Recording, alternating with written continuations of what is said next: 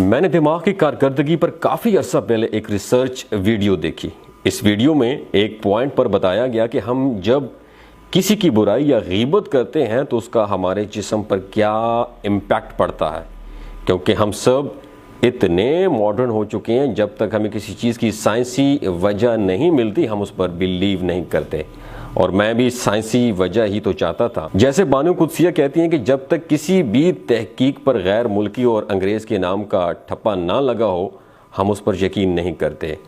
तो बताया गया कि जैसे हम किसी भी इंसान के बारे में मनफी बात सोचते हैं, ठीक उसी वक्त उसी लम्हे में हमारे दिमाग की बायोकेमिस्ट्री बदल जाती है और हमारा दिमाग एक कोलेस्ट्रॉल नामी हार्मोन रिलीज करता है और उसी लम्हे ये कोलेस्ट्रॉल इंसान के दिमागी सिस्टम पर हमला करता है और इंसान की जिस्म की वाइट सेल्स जो होते हैं वो ख़त्म होने लगते हैं। जो लोग कैंसर के बारे में थोड़ा बहुत जानते हैं वो वाइट सेल्स की अहमियत को समझते होंगे।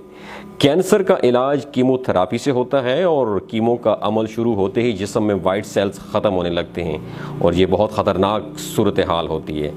अब थोड़ा सा गौर करें कि कैंसर के सेल्स बहुत स्ट्रांग होते हैं कि उनको ख़त्म करने के लिए मरीज़ के जिस्म में लावा उंडेला जाता है।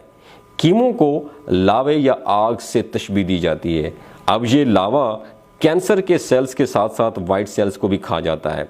तो इंसान जब किसी की ऐब जोई या गीबत या बुराई करता है तो अपने जिस्म में ऐसा लावा उंडेलता है जिससे उसकी अपनी जान ख़तरे में पड़ जाती है।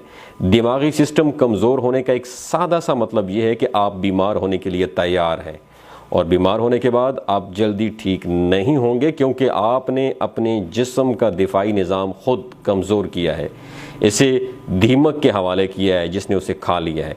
आप याद रखें कि हमारे मज़हब ने इस बारे में क्या कहा है कि जब तुम किसी की गीबत की तुमने तो मुर्दा गोश्त खा लिया। अब आप किसी डॉक्टर से पूछें कि मुर्दा गोश्त खाने से जिस्म पर क्या नुकसानात होते हैं तो डॉक्टर आपको बताएंगे कि उसका क्या मतलब होता है। ये हुआ साइंसी नुकसान जो साइंस की तरक्की के साथ साथ और वाज़े होता चला जाएगा। मुझे यकीन है कि इसके बहुत से रूहानी नुकसानात भी होंगे। जैसे कोई बहुत ज़्यादा गीबत करता है तो उसकी दुआएं कबूल नहीं होती। इब्राहीम बिन अदम से लोगों ने कहा कि हज़रत हम दुआ करते हैं मगर कबूल नहीं होती। इब्राहीम बिन अदम ने कहा कि क्या तुम अपने ऐबों को छुपाते हो और लोगों के ऐब ज़ाहिर करते हो?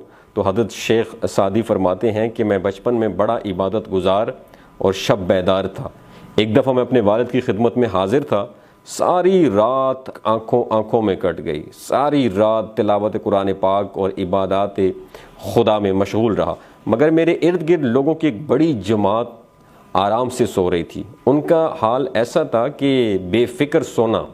मुझे बुरा महसूस हुआ। मैं अपने वालिद मोहतरम से उनकी शिकायत की कि ये लोग ऐसे सो गए जैसे मर गए हों, कोई भी इबादत के लिए बेदार नहीं होता। तो मेरे वालिद ने कहा कि बेटा बेहतर होता कि तुम भी सो जाते ताकि दूसरों की गीबत ना करना पड़ती तुम्हें। दोस्तों याद रखिए, हम ऐसे माहौल में ज़िंदा रह रहे हैं कि हम गीबत को गॉसिप या डिस्कशन का नाम दे रहे हैं और कहते हैं कि मैं गीबत तो नहीं कर रहा, मैं तो सिर्फ तज़किरा कर रहा हूँ।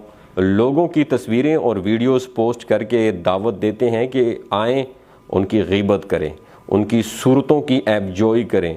यूट्यूब पर लोगों ने पूरे चैनल गॉसिप के नाम से खोले हुए हैं जिन्हें हम देख रहे हैं। स्याफाम लोगों की तस्वीरें पोस्ट करके उनकी सूरतों की ऐबजोई करना अब आम मकबूल सिलसिला बन चुका है। हम सब अपनी ज़िंदगियां, सेहत और दिमागी कारकर्दगी अपने हाथों से बड़े शौक़ से ख़राब कर रहे हैं। होना तो ये चाहिए कि अल्लाह पाक से दूसरों की कामयाबी के लिए दुआ मांगने के बाद ख़ुद की कामयाबी के लिए दुआ करनी चाहिए। दुनिया की सबसे गंदी और गलीज़ बीमारी अगर आपके अंदर होगी तो आप कभी कामयाब नहीं हो सकेंगे। तो कभी गीबत को अपने अंदर पनपने मत देना। अगर आपको मेरी आज की वीडियो अच्छी लगी हो तो इसे ज़रूर शेयर कीजिएगा। आपका बहुत शुक्रिया।